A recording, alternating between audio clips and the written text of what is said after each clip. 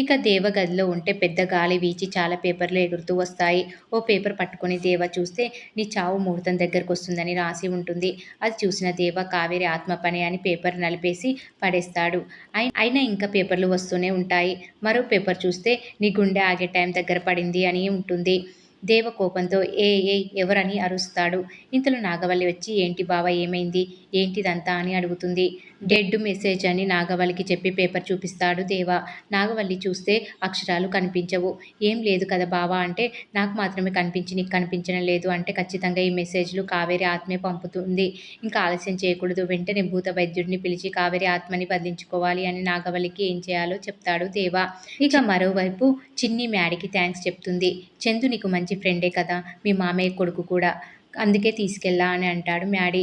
Thanks Maddy, నా పుట్టినరోజుకి మంచి గిఫ్ట్ ఇచ్చావు. I love you Maddy, I love you so much. నీలాంటి భర్త దొరకడం నా అదృష్టం అని చిన్ని అంటుంది. మరోవైపు చిన్ని కోసం బాలరాజు హాఫ్ టికెట్ ఎదురు చూస్తూ ఉంటారు. బాలరాజు చిన్నికి కాల్ చేస్తాడు. మ్యాడీ పక్కనే ఉండటంతో చిన్ని కాల్ లిఫ్ట్ చేయదు. ఇంతలో మ్యాడీ లిఫ్ట్ చేయమని అంటాడు. చిన్ని మెల్లగా మాట్లాడి కాసేపులో వస్తానని తండ్రికి చెప్తుంది.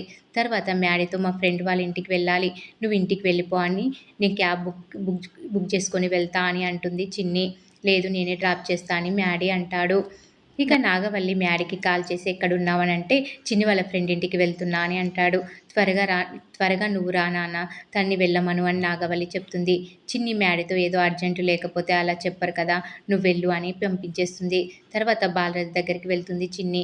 చిన్నింటికి వచ్చేసరికి తాళం వేసి ఉండటం చూసి ఏంటి అనుకుంటుంది. ఇంతలో హాఫ్ టికెట్ వచ్చి పక్క నుంచి పిలుస్తాడు.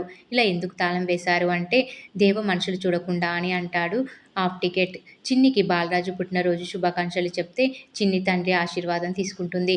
మొదటిసారి నీ పుట్టినరోజుకి నీతో ఉండటం చాలా సంతోషంగా ఉందని బాలరాజు చెప్తాడు.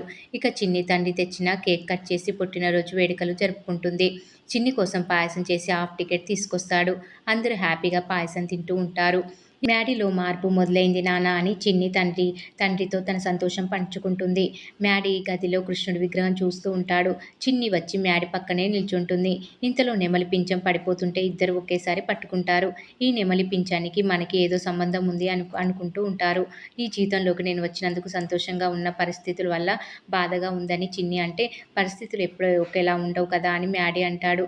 చిన్నప్పుడు మనం ఎంత హ్యాపీగా ఉండేవాళ్ళం కదా మ్యాడీ అని చిన్ని అంటుంది. ఇద్దరు గతంలోకి వెళ్ళిపోతారు. అలా బాల్యం గురించి మాట్లాడుకొని పడుకుంటూ ఉంటారు. ఇక రాత్రి మ్యాడీ చిన్ని పడుకుంటే అలా చిన్నిని చూస్తూ ఉండిపోతాడు మ్యాడీ. మరి ఏం జరగబోతుంది అనేది రాబోయే ఎపిసోడ్లో తెలుసుకుందాం. ఈ వీడియో కనుక మీకు నచ్చినట్లయితే లైక్ చేయండి, షేర్ చేయండి, సబ్స్క్రైబ్ చేయడం మాత్రం మర్చిపోకండి. Please subscribe.